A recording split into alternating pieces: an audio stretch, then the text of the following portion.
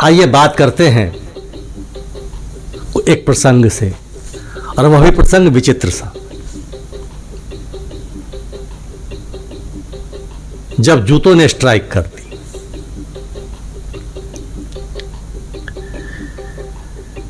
एक बार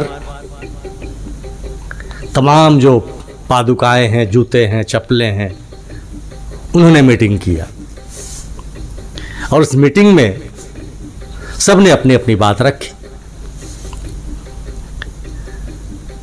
किसी ने कहा यह मानव जाति हम पर बड़ा अन्याय करता है,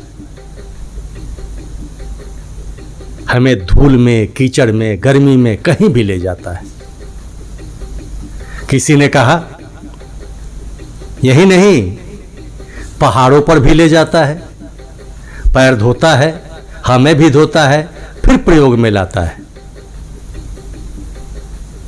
जूते ने कहा ठीक बात है, क्योंकि जूता सरदार था। उसने कहा ठीक बात है, पॉलिश लगाता है तो हम चमकते हैं, कभी कभी कई दिन तक पॉलिश भी नहीं लगाता है, पॉलिश से हमारी चमक बढ़ती है।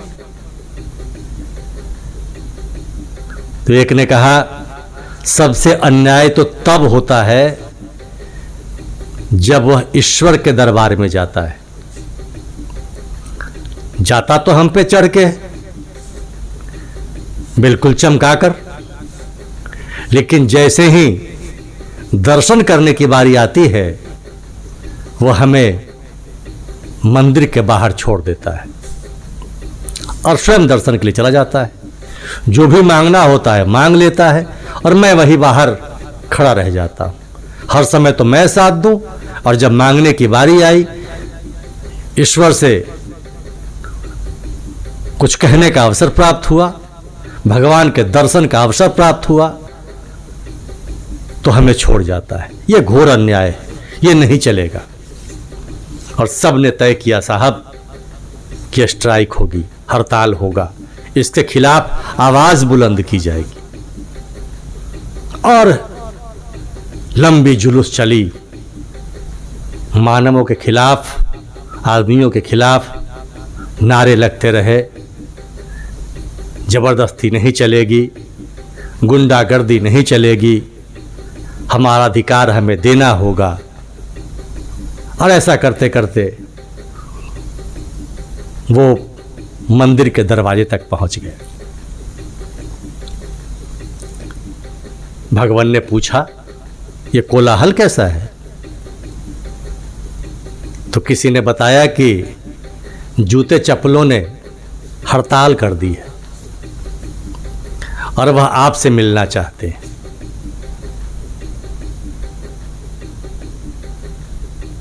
तो ईश्वर ने कहा, भगवान ने कहा चलो हम खुद ही बाहर आकर देख लेते हैं।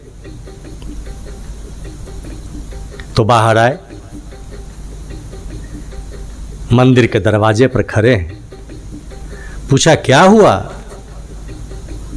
तब जूते ने कहा बहुत अन्याय है, यह मानव जाति हम ही पर चलती है, चमकाकर आपके मंदिर तक तो लाती है, लेकिन जहां दर्शन करने की बारी आती है हमें छोड़ जाती है, आपके दर्शन नहीं होते। तब ईश्वर ने कहा मैं तो सब जगह हूं, तुम अपना कर्म कर रहे हो, यह भी हमारी पूजा ही है। उसने कहा प्रभु नहीं, ऐसा नहीं चलेगा, कर्म तो सब करते हैं, तो फिर मुझे मंदिर में आने की इजाजत क्यों नहीं? तो ईश्वर ने टालने के लिए कहा कि तुम चमड़े से बने हो, किसी की मृत्यु हुई है और उन चमड़ों को इस प्रांगण में प्रवेश वर्जित है। तो एकदम से नेता बिलक गया, उखड़ गया, बोला प्रभु आप भी बहुत गलत बात बोल रहे हैं, इसका मतलब है आप भी अन्याय कर रहे हैं। भगवान ने कहा क्यों? अरे आप कहते हैं कि मैं चमड़े का हूं, और वो जो बगल में आपका नगाड़ा बैठा हुआ है जो डेली आरती के समय बजता है वो तो बिल्कुल आपके पास है, वो भी तो चमड़े का, वो भी किसी मरे हुए पशु का। तब भगवान को लगा कि बात तो यह ठीक कह रहा है। तब उन्होंने सही बात कही और कहा, तुम्हें पता है ये मेरे पास क्यों रहता है?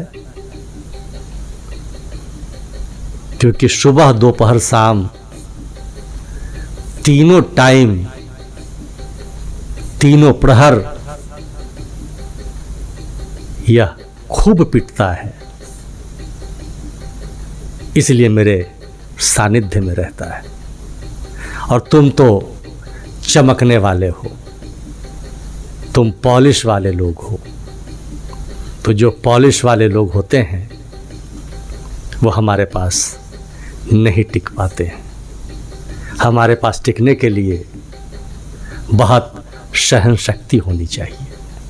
और जो इस नगाड़े में है यह लगातार पिटता है, फिर भी मेरे लिए जयकारा लगाता है।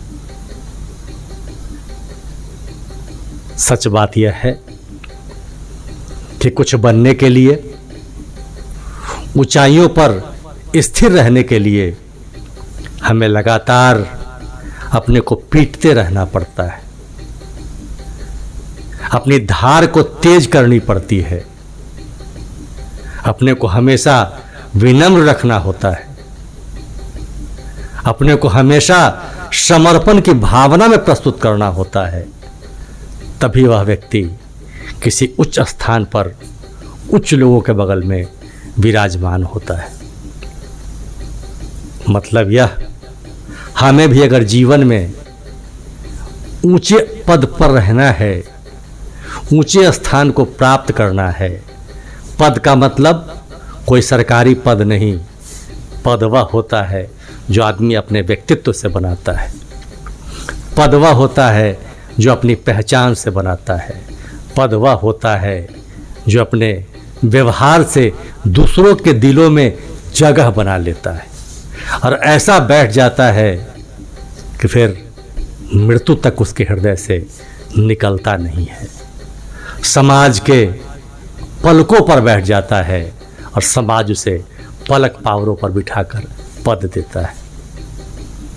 हमें विचार करना चाहिए कि हमने कौन सा ऐसा कार्य किया,